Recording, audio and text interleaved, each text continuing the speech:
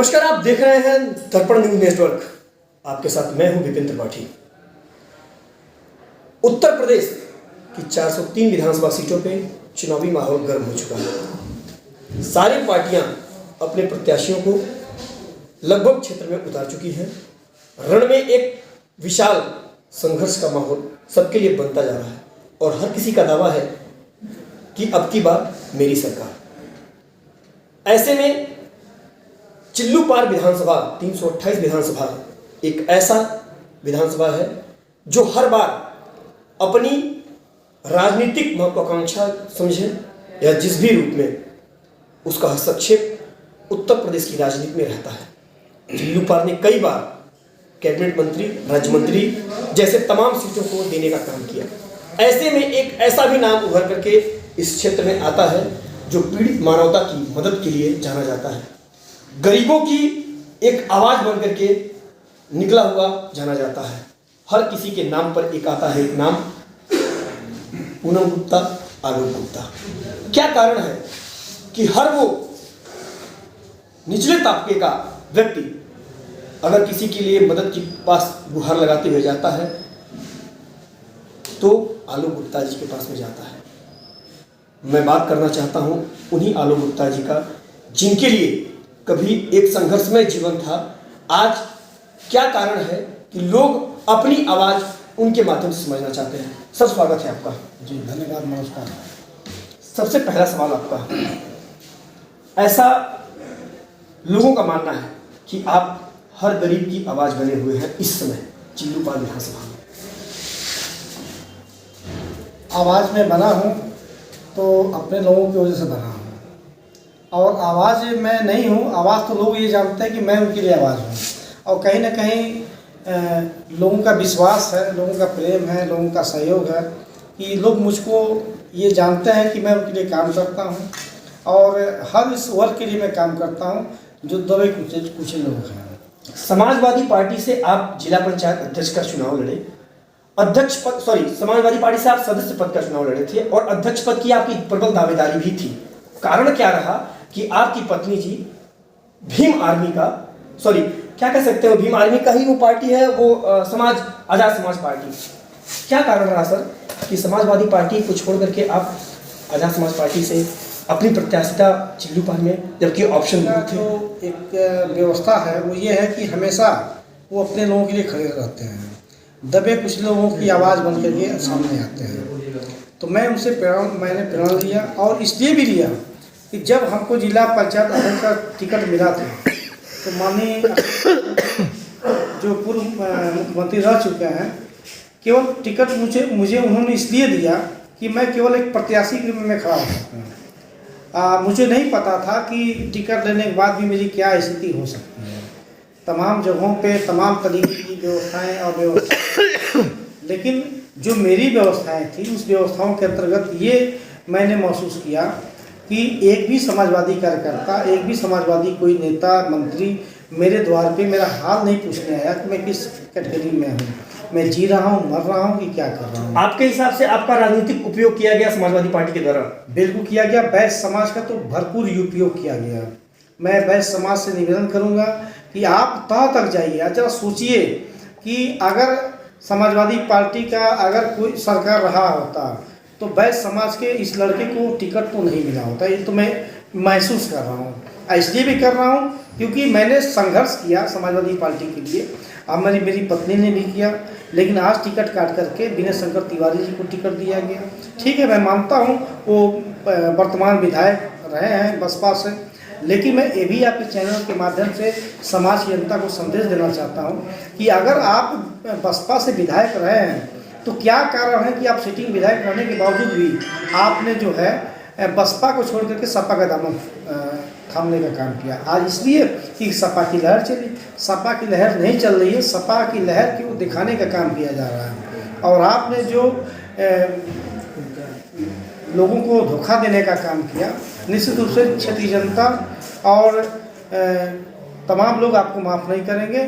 और आज क्षेत्र में तमाम ऐसे लोग हैं जो नाम को नहीं काम को वोट देना चाहते हैं। सर, भारतीय जनता पार्टी कहती है कि समाजवादी पार्टी, बसपा और कांग्रेस परिवारवाद की पार्टी है। ऐसे में आप इस पर क्या कहना चाहेंगे? देखिए, इस पर मैं कुछ नहीं कहना, क्योंकि मैं राजनीति में बहुत पुराना नेता तो मैं हूँ नहीं कि मैं सबके बारे में कुछ बोल सकूँ, पर मैं चूँकि अपने बारे में कह सकता हूँ कि मुझको जो मौका दिया गया था समाजवादी पार्टी की तरफ से, उसमें न तो मुझको कोई सपोर्ट मिला, न तो किसी की व्यवस्था मुझको मिली, बस अकेला छोड़ दिया गया था। और मैं आपको बताना चाहता हूँ कि लगभग 20 दिनों में ऐसा कुछ हमको देखने को मिला कि मैं छुपा छुपा मैं घूम रहा था। मेरे घर में 3-3, 4-4 बार दिन और रात में पुलिस छापामारी कर रही थी, लोगों को डराने धमकाने का काम कर रही थी, पत्नी को, बच्चों को, वर्करों को डराने का काम कर रही थी। मेरे ऊपर यौन शोषण का आरोप भी लगाया गया था। और यहाँ तक मैं आपको बताना चाहता हूँ आपके चैनल के माध्यम से, मैं तो आपका बहुत बहुत धन्यवाद करना चाहूँगा कि आपने मुझको अपने चैनल पे आने का मौका दिया। ज़रा बताइए कि अगर मान ली मुझको मौका मिला तो क्या सही है कि उसके परिवार को परेशान किया जा सके? मैं समाज के बीच में तो राय करके मैंने बहुत सेवा किया है, लेकिन जब मेरे ऊपर यौन शोषण का आरोप, मारपीट का आरोप, एक्सीडेंट का आरोप लगाया गया, उसके बाद मैं जब चुनाव में मैं पीछे हट गया ये सोच करके कि शायद मैं उस लायक नहीं हूँ कि मैं किसी का सामना कर सकता हूँ, वो भी ऐसी स्थिति में जब माननीय अखिलेश यादव जी ने हमको आशीर्वाद दिया था टिकट के रूप में गोरखपुर योगी आदित्यनाथ जी के सामने चुनाव लड़ने का।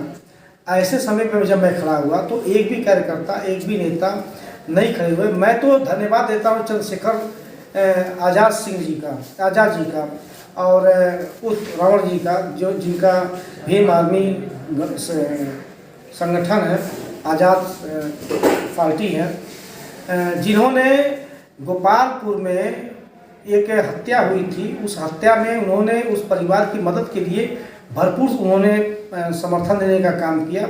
और उस व्यवस्था में मैंने भी देखा कि तमाम अन्य दलों के पार्टियों के नेता, उसमें समाजवादी के भी लोग थे, उसमें भाजपा के भी लोग थे, जो पहुंच करके फोटो खिंचवाने का काम कर रहे थे। सर, आज़ाद समाज पार्टी आपके जो प्रत्याशी, मतलब कि जो राष्ट्रीय अध्यक्ष है, वो खुद गोरखपुर से चुनाव लड़ रहे हैं, आपको उन्होंने चिल्लूपाल से उतारा है।